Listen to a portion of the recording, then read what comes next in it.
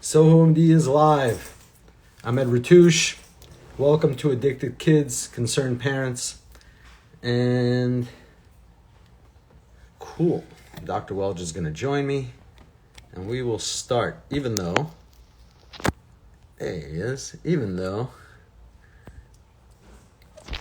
we haven't completely worked out what we're going to talk about. But I have a feeling it's going to be talking about last time, which is how to deal with kids and their introductions to the world of substance use.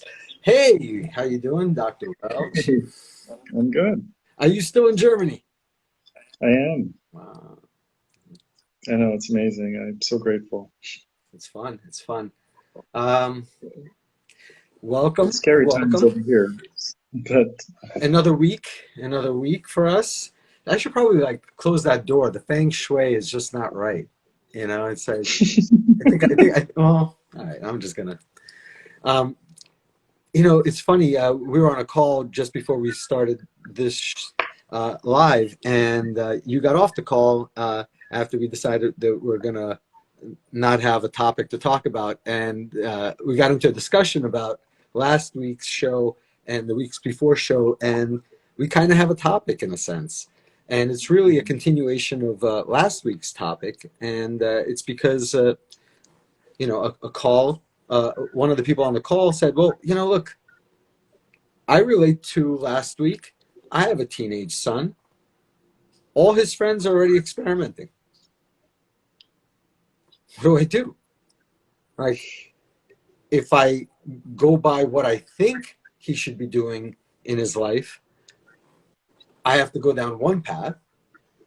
If I approach him the way I approached my own decisions, I have to go down another path. What risks are out there for me and my relationship with him if I go down the first path versus the second path? Made me think, we could probably answer someone's specific situation every single week, and there'll be a parent out there, whether or not they watched it or not, but certainly even if they did, they would find themselves saying, well, I have a kid and we're having a similar problem. And they would probably take us down the same path with some of the same kind of comments on our parts, but their ability to hear it would be different because we're talking about them and their kid. And so I guess what I'm saying is there's something about how to get someone to want to pay attention or listen, become compelled, and then it's different for ultimately when they're ready to make a choice and how to act, how they want to hear the same kind of conversation then.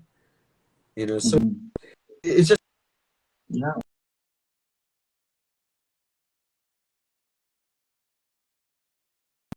questions to make compelling comments. But on the other hand, our compelling comments are so similar from person to person to person because there is consistency in what we think is an effective strategy versus a less effective strategy. right, right. I think with But the it's experience we have, so it's not really about our messaging. Sorry, it's your video for me is not in tune with the audio. But so in my mind, it's not about our messaging, but almost like the fluctuations of someone's ability to hear a message. And so in a sense, there's a genuine pressure, or a better said, a responsibility on the shoulders of the clinician to be attuned to the listening capabilities of the people we're talking with. So that kind of is, I'm not sure I'm happy about this. I'm a little bit, it was just this kind of realization. It's wow, the same person, the same exact scenario could be asked by 24 people, even though they previously heard the messaging and hear it differently when they change how they're willing to hear it. and that kind of, no, now it's about me and my child. Uh, I think we all kind of do that to some degree. Like we kind of tune out until it becomes real. Like, you know how they say, you know, it's true when it happens to you, you know? Um, it's like you might think of all these things happening out there. Oh, it could be this, it could be that. But when it really happens in your life, suddenly it's real. And then you really understand what the other people were going through. Hi, Amy. Doctor, how are you? Very good. doing Thank you. well. Yeah, yeah, so I think, you know, there's a benefit for a couple things, like you said. Like certainly if we repeated the same answers over and over, that wouldn't be exciting. It would probably be a standard type of answer that we would answer. But then when we tailor it to the person, we're going to ask questions of the person. So like if that could be interesting in, you know, which grade is your child in, and what have you actually talked to them about, and what happened when you tried to go the other way, and the approach that could potentially alienate them, and then what did you do? That's one option. The other thing is potentially they could come back to the show after they've tried an intervention, and then they could say, hey, you know, that didn't work too well. Thanks, but I tried that other one, and this is what happened. And then we can kind of have like a sequel to the, you know, the first show in a way. Like the next time, okay, let's try this, and He- you know, how about try that? Here's another wrinkle to this whole thing, and we could do like a little role play if you'd like. But like, I imagine that by the time anyone comes to us, it's going to be seldom the case where it's like, okay, nothing's happened yet, and so just in case, how do I go about it? I think a lot more of the time we're going to get a parent who's exasperated and tired and aware that they might have made several big mistakes already in how they handled themselves in this relationship. And they're asking the same exact question. Hey, I have a 14-year-old and his friends are already experimenting. I don't know what to do. It's the same question, but they're saying, look, I've been trying to deal with this. We've had blowouts. He slept at his friend's house one day. I can't take this anymore. I got a call from school. And so it's a different question because of the history that it came from and the emotional fortitude from the person asking. You know, what are they actually ready for? Are they ready to do some of the things you might tell someone else? They might not be. They might need to really take a step back, find some serenity for themselves, right? Figure out how to be strong enough to even get close enough to their child who's going through something themselves before they could be helpful to them, right? So all those things matter, but the answers are always the same. Like what I was thinking of as I was giving that response was what I learned at EMT school. Yes, I was a trained EMT. And, you know, as an emergency medicine response kind of EMS person, one of the first things you learn is if it's not safe to park your ambulance, you don't get out. Mm. So that applies for human interactions too. If I can't safely try to help you, there's no way for me to be helping you. It has to be safe for me. Otherwise, I won't be helpful. I'll be just in as much danger as you are. And here's a dark memory I have. It's a personal memory about that thought, and just a little bit detour. But when my close friend was very actively using a lot of heroin and cocaine, well, no, not the heroin. He was doing a lot of cocaine at the time. I had this weird fantasy that if I could just go to his house and take all his cocaine and do it all in front of him, he would stop. Wow. And that's when I knew that I'm way too emotionally, because it's such a non-rational thought. I didn't want to do his cocaine. Right. It wouldn't have been safe for me to do all his cocaine. He had a lot of it. Just it had nothing to do with me or my needs in life. And yet I had this very irrational fantasy that by me somehow joining him, in this very dark, irrational, and self-destructive behavior, that I would curb his self-destructive path. And to me, that somehow relates that, like, if you're emotionally not ready to deal with it, like, you shouldn't be the one trying to deal with it. Yeah, you shouldn't. Wow, Which, that's intense. right now, think about how complicated that is for a parent now. Because, well, Doc, what are you telling me? I have a kid. I'm telling you, his friends are using. He told me to go F myself because they're his friends. He's going to do whatever he wants to do. And you're saying, I need to take a step back? I need this behavior to stop, right? Mhm. you know?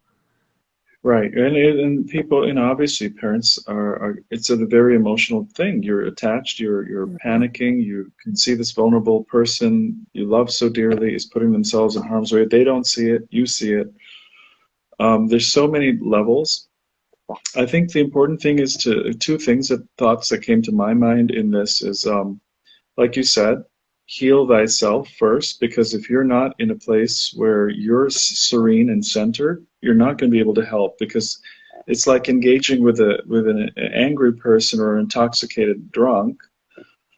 You're not going to be able to engage with them meaningfully when you're in that intoxication. You have to kind of know, okay, they're in that state. I'm not going to be able to reach them until they cool down as well. And you can't argue with someone who's so intoxicated, throwing bottles at you. It's not going to work. So you kind of have to be there, wait for that moment when they're calmed a little bit down. The thing that you have to do is your energy has to be calm. If they're intense and you stay calm, ultimately, if you stay with them, hopefully they're going to come to realize that you're not like reacting to all the buttons they're trying to push in the moment to get you in their thing. If you start amplifying this and they're amplifying, it's just going to blow up, right? So that's never going to work. But even beyond the amplification, what the reason they're Yeah, amplifying is to kind of defend against the position of, I don't think I could actually handle this emotionally, right, but I right, think I'm going to be a bad parent if I don't try. You're telling me not to try. mhm, You're right. telling me Well, there's this is the nothing I thing. could do, and what, I'm going to just let my kid go down this path, right? Well, I think it's like the physicians. We if you put the patient's needs first, you're always ultimately justified because you're really trying to do the right thing. And the child is going to feel that if you're really trying to do the right thing, even though you might screw up how you do it. But if you're honestly trying to be there for the child, in some way it's going to come across to the child. But it's really hard to engage if you're in a mess yourself over it emotionally. You're going to be reacting out of fear, right? When you're filled with love, love is a calming emotion inside of you. You're going to make the best decisions. You're going to be able to access your intuition, which is much deeper than your mind. If you're filled with impulsive, anger and fear, and your adrenaline is pumping, it's going to be very hard for you to think clearly. Most likely, you're going to make an impulsive decision based on that adrenaline pumping. So it's kind of, you can sort of monitor yourself and see, where am I at today? Can I calm myself down to a place where I can manage the adrenaline and the nervousness, but still do the right thing in a calm way? Yes, I'm going to expect blowback. I'm going to expect pushback. I might even get punched while I'm trying to help. But if I'm able to take those punches emotionally and whatnot Don't take, and say, just don't take. you know, that's not a healthy, it's going to become really difficult. So I would say don't do that. If you can avoid that, unless you have to literally go and save your daughter from a drug dealer's house who's trapped her, and I would call the police personally. It's not going to be something that you're going to be able to handle. Most people can't. I don't even think a trained doctor can handle that situation that well.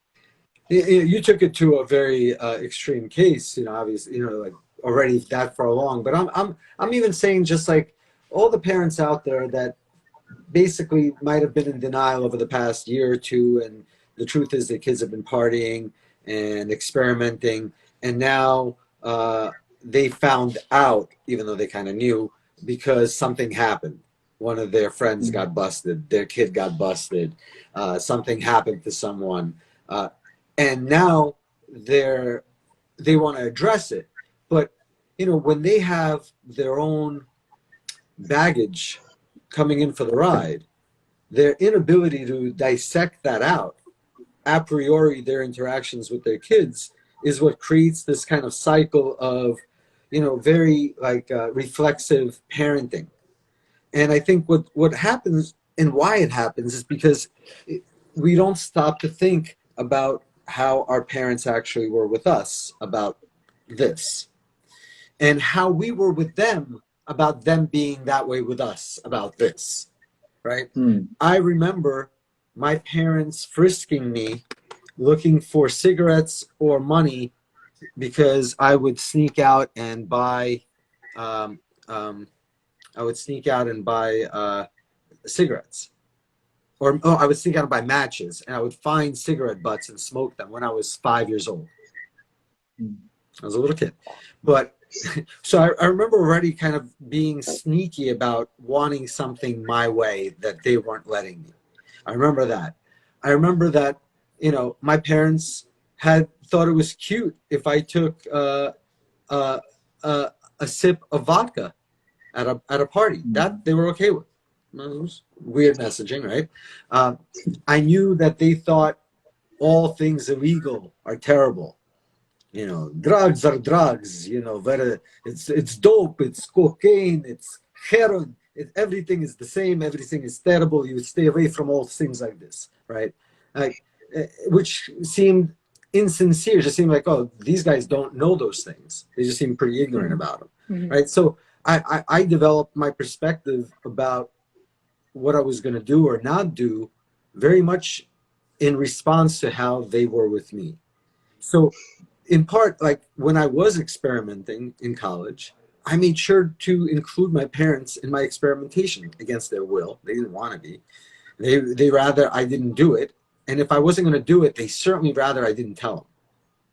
But that was their way. It wasn't, I responded to their way. I was like, their way is opaque without any evidence or information. My way is going to be transparent.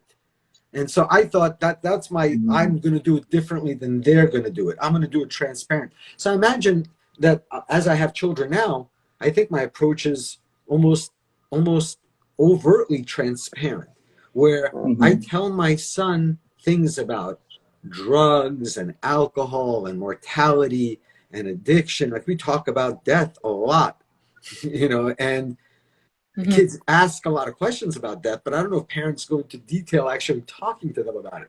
I do, because as a kid, what bothered me about my parents was the lack of transparency, the lack of interest in engaging in those discussions. They just had How did your these very parents? formed opinions.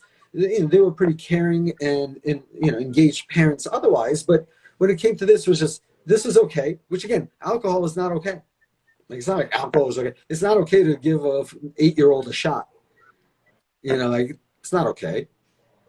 How can parents figure out that level of experimentation then? Do you think it's different for everybody? Are there cultural expectations of it? How can parents navigate the understanding of teens are going to experiment with certain drugs, and where do they draw the line and intervene? Amy, great questions. But I'm gonna answer them in a manner that I could answer the specifics of what you're asking, but the reality is the answer lies not in the details of that, but it lies more in what you're accomplishing with what you're doing. So for Dr. Welge and I, the goal is, and that actually touches back on the esoteric discussion that we had about connectivity. The goal for us is, how do you connect more with your child? How do you help your child connect more with other human beings who are living healthy lives? So what behaviors specifically will get to that goal? Because that goal is what's going to give them a path to health as far as their bad behaviors. That's what's they're going to figure that out because they have these connections, because they grow their relationships with healthy people and healthy dynamics. So it's not really in like, yeah, you're right. Cultural dynamics matter a lot. Cultures are different. And being an immigrant from a culture that's very different than the culture you're currently living in bring remarkably unique dynamics. You know, I used my dad's accent to emphasize that in part in my example, right? Right. But I think ultimately those details are going to be different for different people. Hmm. You know, They are, yeah. And you know, I used to talk like this until I lost my accent after a while, and I started to pronounce a little better, you know. So it it you can when you're going through this, the culture is a barrier, right? And my parents, my mom became a psychiatrist after she was an OBGYN because she had to do her residency all over again. And they said, well, you know, we don't know about your qualifications. We want to make sure you're at the best level. You have to do your residency all over again. She chose to be a psychiatrist. Probably that's how I got groomed to become a psychiatrist because, you know, she kind of had this gestalt about her right at home. And I think she did it because she wanted to be more in touch with what her kids were going through. And so she got to see children as a psychiatrist. She got to see them. Got to know families, got to understand the culture. And it's a big barrier. Like I had to watch, I don't know, I was crazy about movies and songs. And like I went from Grateful Dead to Rolling Stones to hip hop to reggae to whatever.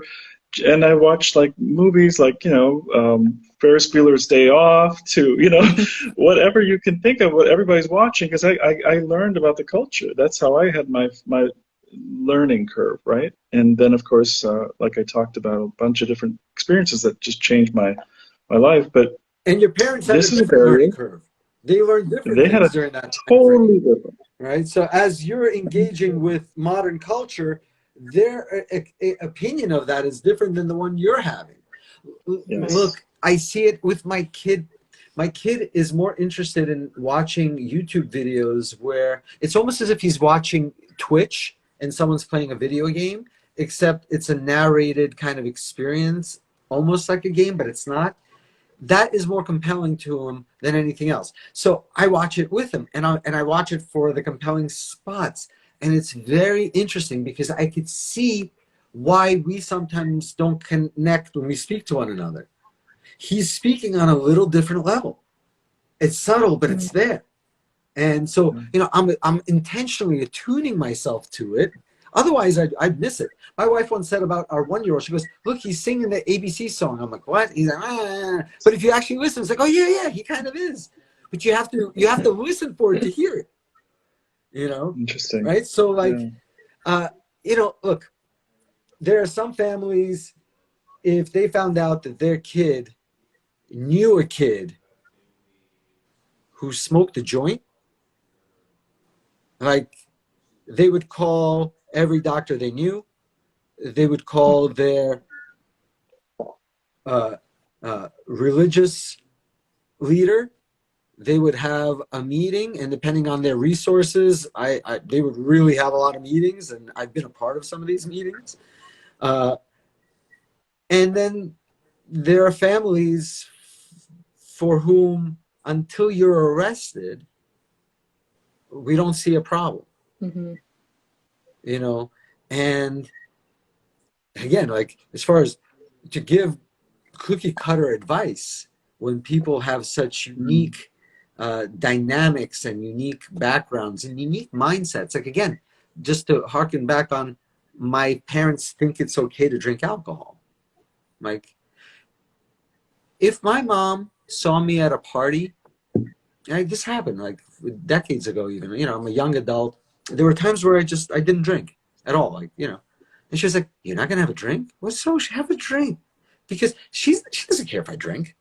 But my mom cares what other people might think of me. She's like, I want people to think that my son is handsome and wise and social. So if he was offered to have a drink several times for toasts, and so, you know, maybe people might not think he's social enough. So now it's her own reasons. It has nothing to do with me. She doesn't drink. Right. Why is she trying to get me to have a shot? And by the way, if I was the one leading the toast, she would be like, hey, Eddie, you think you had enough? So for her, it's more about being in control of the moment than it is about whether or not I drink. But again, very mixed messaging as far as like a parent teaching you how to approach this challenge in life. They didn't give me any, you know, like watching my dad smoke cigarettes And then going to school and learning how terrible cigarettes are, learning that that are cigarette smokers have black lungs, and seeing pictures of stuff like that, seeing a video of, and this is the early days, this is 1980s, of stuff like that. At some point, I went to my dad. I was like, look, my dad my dad was a weird guy. Like he liked to remind me that he could have had me when he was young, but he was already 36 when my mom was pregnant with me. And he kind of felt guilty about that he started too young to have a boy, because my sister is much older than me. And, and that he's never going to live long enough to enjoy stuff with me, like, go have a beer, go to a game, that kind of stuff. And so I confronted him and I said, listen, you say you want to hang out with me. I'll make a promise. I'll never say no to hang out with you because you're old and decrepit man, but you got to live to get there. You got to survive. Why don't you quit smoking cigarettes and maybe you'll make it? And so he's so egotistical himself and vain and narcissistic that challenged him in a profound way. He quit. Wow. So that was the one super positive thing that I learned about addiction from my parents, whether they meant to teach it to me or not, right? Mm-hmm. But I learned that you could even engage someone's usually maladaptive qualities and these maladaptive behaviors. Because my dad, I love him. He's awesome. But he's not a perfect man. And he's vain and he's a narcissist. And he does things that help him feel good about himself. Like similar to my mom in some respects. But if you connect with those things and you could employ them for the good for him, the good for me, he gets to live longer. I get to have a dad for longer, and I get to see that it's possible. Quitting cigarettes is no joke. The average number of times someone needs to try to successfully quit is 7. Wow. Quitting cigarettes is no joke. Most people who try quitting heroin with a doctor will succeed way before 7. Okay? So we really got to big up people that we know in our lives that quit cigarettes. They did something pretty spectacular, I think. So we learn this stuff from our parents, and a lot of us as parents now walking around, with this looming fear about what are we going to do with our kids and substances and the world out there and the dangers, the boogeyman in the forest. That's what we're talking about, right? We're talking about drugs, but no, we're talking about the boogeyman beyond the safe camp perimeter, right? That's what we're talking about. And the reality is, if you don't let them go there, they'll never be able to go there, right? If they don't put themselves out at risk, they'll never be able to take risk. If they don't face danger, they'll never know how to face danger. If you don't help them build resilience, they will be kids without resilience, right? The most resilient generations that we're aware of are generations that went through bad times. And I won't even go back too far, but my generation, latchkey kids, right? Well, being a latchkey kid gives you independence. I rode my BMX to Manhattan before I turned 12. I took the subway, the buses. I knew how to pay for my food and not get robbed. I knew how to spot dangerous situations. I knew how to protect other people that couldn't. All of those. So you were street smart. Yeah. I had to become street smart because I was in a dangerous situation. Right. And I agree with you. I think the just for our audience, it might be important, because I only learned about latchkey kids just a few weeks ago from actually one of our NPs who explained this to me, that the child is wearing the key around its neck because nobody's at home when they come back from school. They have to be able to come home and get into the house and do things. So they're left alone a lot, right? And this is a very common phenomenon in America now, where both parents are working. There's nobody Like the child is alone, and I think this is the main thing that I guess if you had to come up with a generic piece of advice, it's basically love your child and be at home and be in their life as much as possible. I understand the forces at work now to pull you all apart. You're working two jobs. You can't connect to your neighbors. Everybody's afraid of each other because of Corona. Nobody wants to go to school and talk to the children. They can't be as involved as they'd like to be because of the circumstances of their lives. But if the child always knows that there's love at the end of this, no matter what happens, you're not going to be judged. You're not going to be punished to the point where you're not talking. You'll still talk, and you'll get through it together. That's a loving message that's going to, if that's your family value, like you, Ed, when you talk to your parents and you force them to learn about this culture in a way because they didn't understand it, but you were so brutally honest, but it was the love that you wanted to keep this bond with them, yet you were going through this together in a way. I mean, I don't know if that's the right way to interpret it, but You're right about the it was, love, but there's no such thing as yeah. non-judgmental in my family. My family only Mm, judges. We're okay. very, very judgmental. My parents are But incredibly you were judgmental, brave and enough. they've made me incredibly judgmental. Amy knows me a long Okay. time. She Wow. knows that my natural modus operandi is to be super critical and judgmental first. I have all these other Just, qualities, but the one you see right away, no matter how much I yeah. try to hold it back, is like all the things wrong with what you just said. And But you know how that's my you parents. said I like, can't help it. but you know how you said like you get when there's conflict, you're like a conflict magnet. You get in there and you're attracted to it. You can deal with it. It's the courage that you had to fight your way through as without the parental guidance, and you forced them. You said, I'm going to be a fighter. I'm not going to shy away from conflict. I have to deal with it. If you're not able to guide me because you're judging me, I'm sorry. I'm going to force you to I learn how to deal I with it. love that you're putting like a positive spin to it, which is nice of you. I kind of want to emphasize that like a lot of what we're working with comes from some positive qualities that we inherit from our folks and maybe some biological ones. But we also are working with some maladaptive qualities. And what forged a lot of my even positive capabilities were my parents' maladaptive behaviors. So it's not like they didn't do everything right, but it led to me developing certain skill sets, but it also led to me inheriting some of their maladaptive behaviors that I will most likely, in some capacity, transfer to my kid. So I'm not going into going, how often do you hear people say this kind of common trope? I'm not going to be the way my parents were to me with my kid. Yep. Mm, That yeah. alone means you kind of will, because you're either going to do the opposite superficial act, but it's going to be based on the same fast judgment. And so you're going to behave just like them. You're just going to turn left when they turn right, which is not any different really.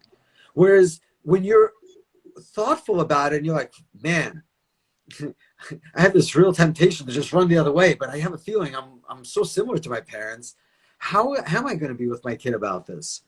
And I'll tell you, I guess the one thing that my parents did pretty well is because they didn't know that much about, what I was dealing with. They stayed in the pocket with what they knew. They knew that it's time to eat dinner, so you need to be washed up and clean, and they knew that bedtime was bedtime, and morning was morning, and responsibilities were responsibilities, and I didn't have that many. Like I had really do well in school. I didn't have chores, but I was also super neat and didn't make a mess. Um, so if I got good grades, they didn't ask too many questions. Mm, And so in a way, I had all the freedom, but I also knew that, man, those people really love me, to your point. I have this Right. super close thing going on with them. Uh, I have a lot of freedom with them, but man, I could certainly fuck it up. And that was partly what kept me in check, where I don't want to mess up my situation. I could come home, grab my BMX, And if I had done all my homework in school, I'm good to go until it's dark. Why would I give that up? You know? Yeah. So you saw like the benefits of the setup, even And though I it think, felt like there was a lot of freedom, but it was, in a way, it was like a reward for you. You knew you could maintain that as long as you kept things in order. and kids get the setup real quick. That's why kids Yeah. notice, like just as much as kids could pick up on the love, kids could pick up on you faking the funk. And that doesn't mean that you don't love your kid. That Mm-hmm. just means that the reason you say you love them, you're lying to yourself about almost. Like, I see it sometimes, not like, sometimes when a child needs a parent, the parent is engaged in a behavior away from the child because they think that what they're doing is going to make the child's life better. Like, Yeah. you're saying, be home with the kid, be in their life. And they're like, look, I'm working 2 extra jobs so that I can pay for your gymnastics. Right. Right? And so go tell that parent that no, you should be with them. And they're like, yeah, okay. And you want to see this kid cry when they can't go to gymnastics? Right? It'll be a hostile response. And the hostility comes from the fact that they're working not because that's the only way gymnastic happens. They're working because they actually want to be away from their kid. Now, that's a tough thing to say, but I feel it every single day. I love my kids, but every single day I know it's like, oh man, the babysitter's gone. My wife is with both of them. I'm kind of done with all the things I need to do, but I'm like, 10, 15 more minutes, I'll stretch or something.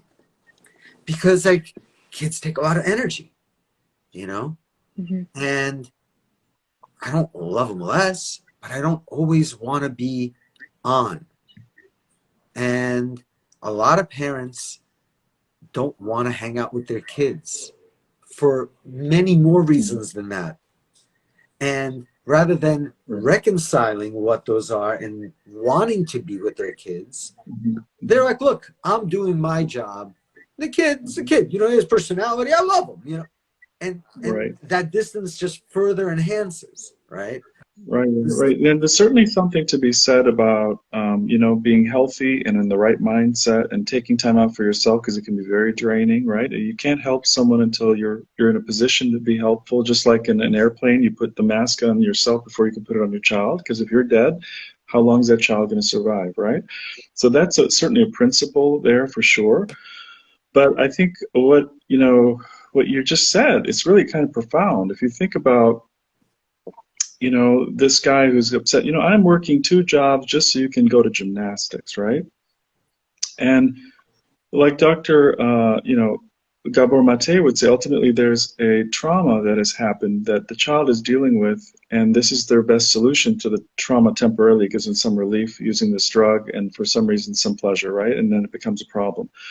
So not being emotionally available, you think in your cultural view, and my parents are certainly guilty of this. They thought, well, if we work, we put food on the table, that's love. We're protecting you, we're looking out for And your future, support. that's love. And it is. And it is. It is, It's and there's not like it nothing isn't. wrong with It it.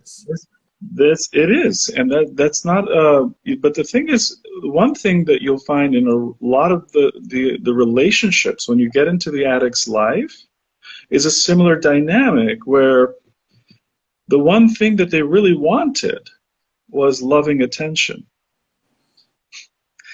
They got everything else, and they got, just like if you're in a relationship and you're giving your partner everything they want. Okay, you should know that I love you because look what I'm doing for you.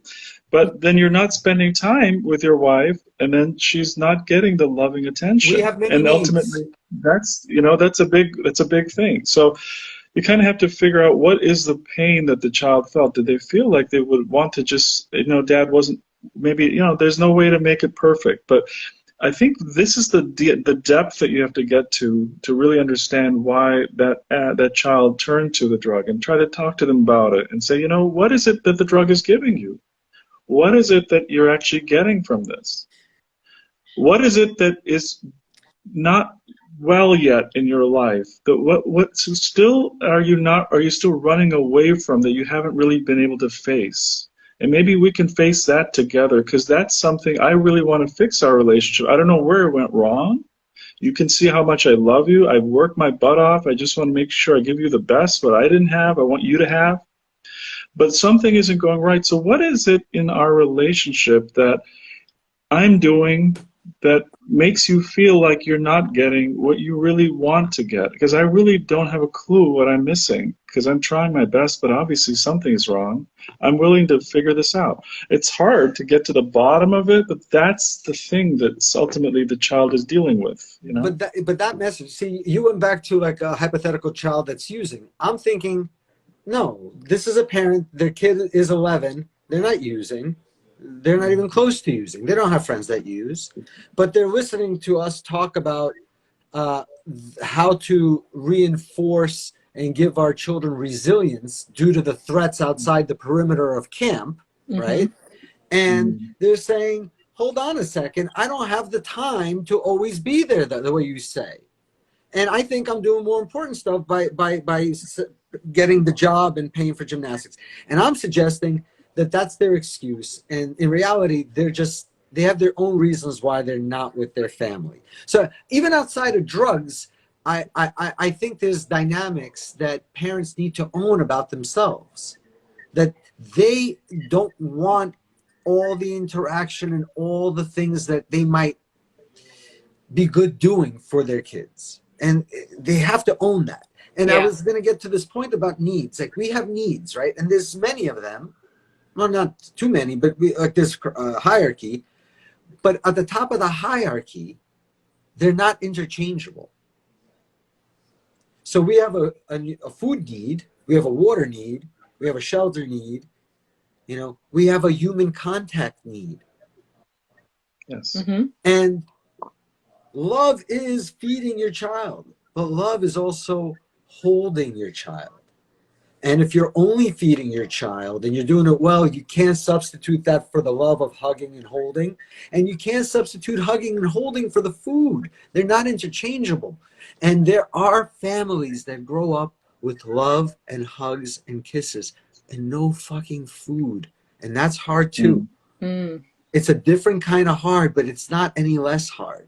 Mm-hmm. But it's different. So we Yeah. have needs. They're all important. And there's a hierarchy, but at the top of the hierarchy, they're not interchangeable. And Mm-hmm. so when you're a parent and you want to justify your behavior that's not in the direction that we would recommend, you have to recognize that, yeah, what you're doing is love, but you're not going to be able to cash that in for this other kind of love.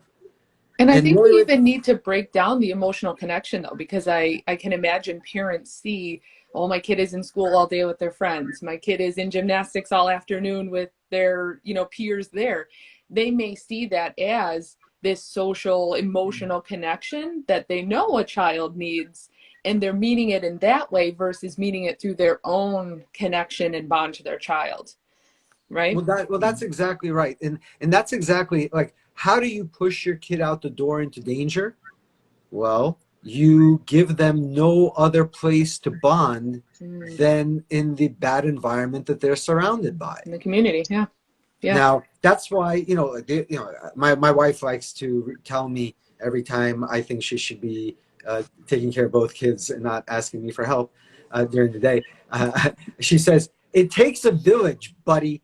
Well, she doesn't really say that exactly, but she says it takes a village a lot. And she's right. But what happens, as the person who was asking the question before this call, if she says, like, I live in a community that's not so community, and Right. there's danger in my village. Right. I can't exactly count on my village to help raise my child and my children. It's more on me. And so those parents just need to recognize that it's like, you can say, look, I have no choice. I have to compromise one for the other. Okay, know that you did that. Own it. You compromise this for that. But don't come at me or anybody else telling me that that's like somehow justifiable. Yeah. It isn't. Ideally, it would have been good if you did both. And if there's a way you could do more of the thing that you're not doing, instead of be so defensive, try.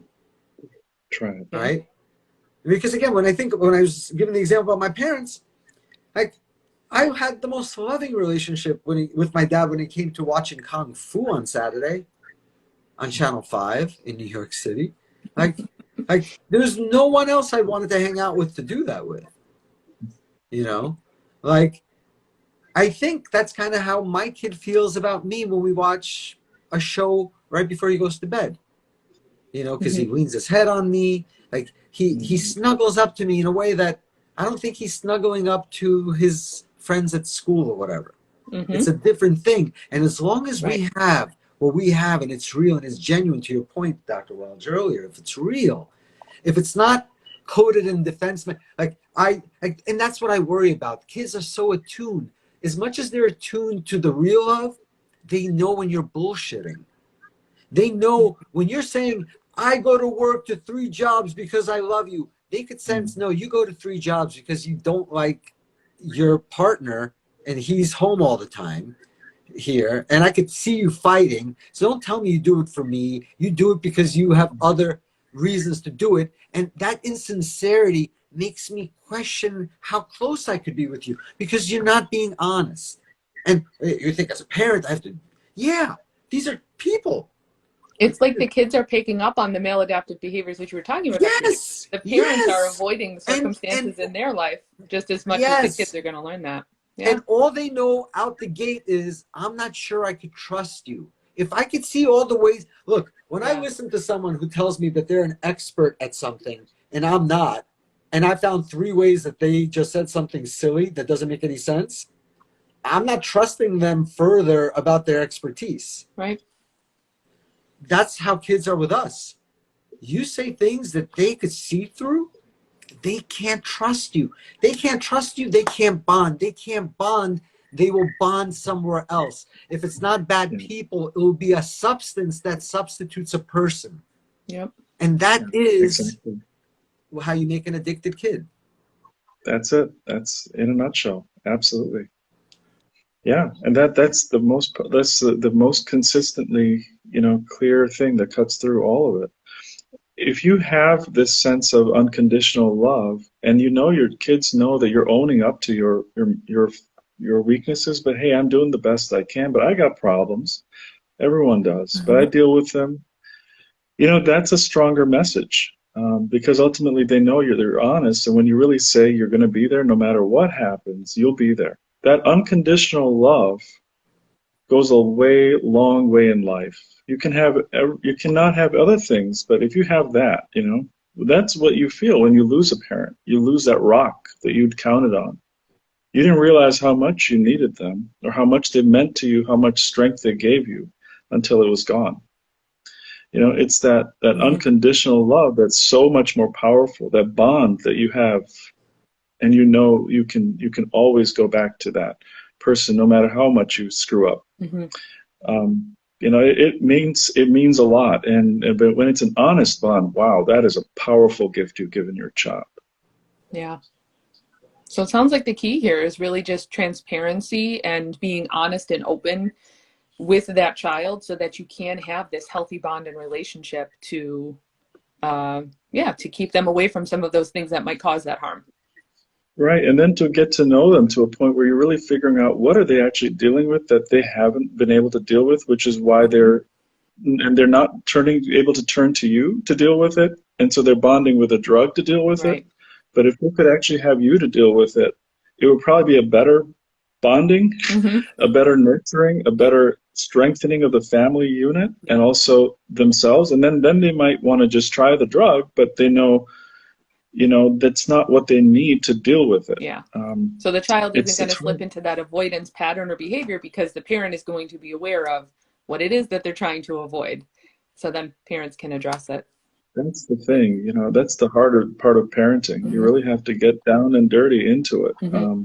And that's part of what the child is looking for you for. The Mm-hmm. world is crazy. There's all sorts of things that you're not going to be able to deal with as a child, but you expect your parent to help you Mm-hmm.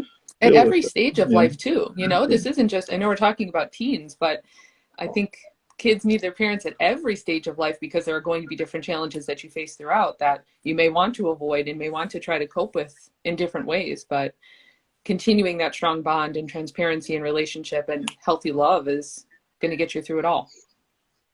I think as in this modern world, we have to kind of actively know that those bonds are being attacked in a way because of modern life. Like you kind of have to actively then work on strengthening bonds. You know, Yeah. it's real bonds that you want to create in your family that you have to kind of work at it and get to sit down and have even that 5 minutes of time at the end of the day where you know you can really bond and listen to each other and really understand what happened today. But it can, you know, actively trying to, because we're being pulled out. I mean, I say we probably are more lonely now than I have ever experienced when I grew up since I've been in the US. I mean, people are just so separated. The technology is great, but also separates a lot of people. Even at a dinner table, everybody's looking at their phone. They're not even smiling at each other, laughing at each other through their phone, you know, Yeah. which is okay. And it's just part of our lives now. But the simple handshakes, the hugs, the just stopping next door to your neighbor for 5 minutes, just seeing how things are going, you know, and just having a few more moments like that to make it real. That human connection is really irreplaceable. You know, Mm-hmm. computers will never have intuition. They'll never know how to love. Can you define love? If you can't define it, you can't program Yeah. it. Yeah. Right? You know, um, I'm listening and I'm thinking like, if computers love, it will be the type of love that computers could experience, right? It's almost like someone recently asked me about mortality, what my thought was, and about, I guess, in part, God. And I ended up like quoting like a video that my wife made me watch where the religious leader kind of answered in a very kind of simple way, but very kind of thought provoking. And his response was, "What's alive is alive, and what's dead is dead. You can't make what's dead alive, and you can't make what alive dead. So that's the response, you know." And so, Mm. you know, like, anyway, Hmm. it's a digression. Great Addicted Kids Concerned Parents episode. Absolutely. Thank you, Thank you. Amy. Thank you. Yes. Thank you, Thank you, Amy. Thank you, doctors. Ed. Absolutely. We will Thank you, resume guys. next week. Wonderful. Until next week. Bye, Let's do everyone. Okay. next Thank week. you all. Bye. Bye. Bye.